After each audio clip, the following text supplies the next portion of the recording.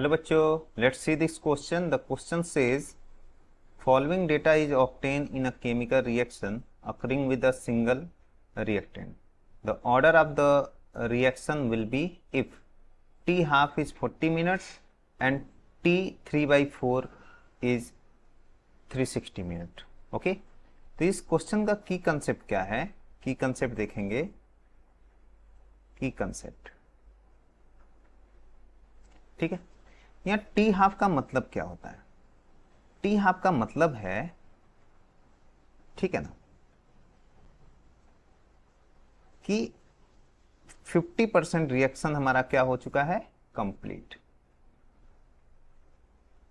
50% reaction हमारा क्या हो चुका है? कंप्लीट. ठीक है. अब हम देखेंगे यहाँ पे T3/4 का मतलब क्या है. तो यहाँ पे होता है 3/4 इंटू 100. क्लियर है? तो A निकल के कितना आ जाएगा? 300/4. 300/4. तो A कितना निकल के आएगा? 75%. मतलब यहां पर रिएक्शन हमारा कितना हो गया? 75% कंप्लीट. रिएक्शन 75% कंप्लीट हो चुका है. ठीक है. तो अब हम देखेंगे इसमें है क्या कि फॉर्मूला होता है टी हाफ का. फॉर्मूला क्या होगा? T half is inversely proportional to a के पावर n-1, या इसी को लिख सकते हैं ए के पावर 1 - n. ठीक है, ये हो गया टी हाफ. ये आपका की कंसेप्ट है. इसी पे बेस्ड हमको क्वेश्चन सॉल्व करना है. ठीक है ना. तो चलिए अब क्वेश्चन देखते हैं. क्वेश्चन क्या बोल रहा है? क्वेश्चन बोल रहा है टी हाफ की वैल्यू दिया है हमारे पास. टी हाफ की वैल्यू कितना दिया है? 40 मिनट. 40 मिनट. ओके. और T3/4 की वैल्यू दिया है 360 मिनट. ठीक है.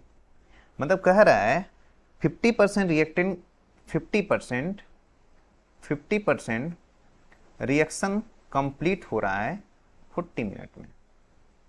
ओके, 40 मिनट में. और 75% रिएक्शन कंप्लीट हो रहा है 360 मिनट में. ठीक है. तो आप देख लेते हैं.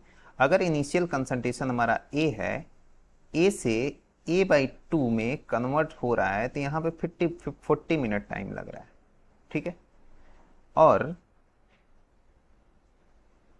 जब यहाँ पे टाइम कितना लग रहा है? 360 मिनट. 3/4 का मतलब क्या होगा कि ये कितने में कन्वर्ट होगा यहाँ पे? तो हम बोलेंगे 3/4 अगर होगा तो बचेगा कितना? अगर हम बोलेंगे कि अगर हमारे पास A है तो A में से 3/4 A कंप्लीट होगा तो बचेगा कितना? तो हम बोलेंगे A/4 बचेगा. तो यहाँ पे क्या बचेगा? A/4. ठीक है, A/4 बचा. तो A से A/2 कन्वर्ट होने में 40 मिनट लग रहा है, और A से A/4 कन्वर्ट होने में 360 मिनट लग रहा है.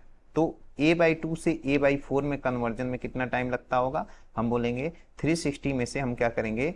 360 में से हम 40 मिनट को, कितना बचेगा? 320 मिनट. ठीक है. तो यहाँ टाइम कितना हुआ?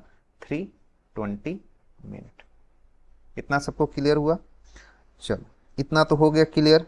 तो अब हम क्या करेंगे, इसमें T1 और T2 की बात कर लेते हैं. T12 एंड T12 की. ठीक है ना. तो यहाँ पे हम बात करेंगे, देख लेते हैं.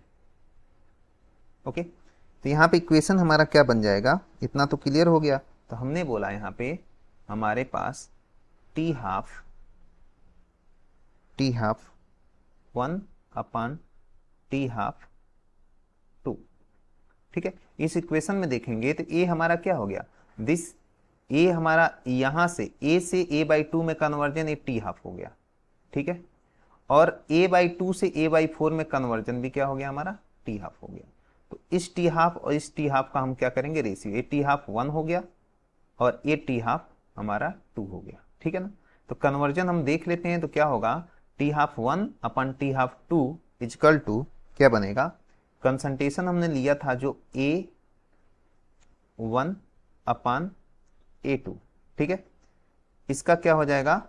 1 माइनस एन, जो फॉर्मूला हमने लगाया था t half is directly proportional to a के पावर 1 माइनस एन। ठीक है, अप्लाई करेंगे तो टी हाफ वन क्या बनेगा हमारा, टी हाफ वन बनेगा, जिसे हमने लिया था पहला क्या लिया था हमने 40 लिया था, और दूसरा कितना आया था हमारा 320 आया था। ठीक है, और यहाँ ए वन की वैल्यू क्या थी, ए ही थी।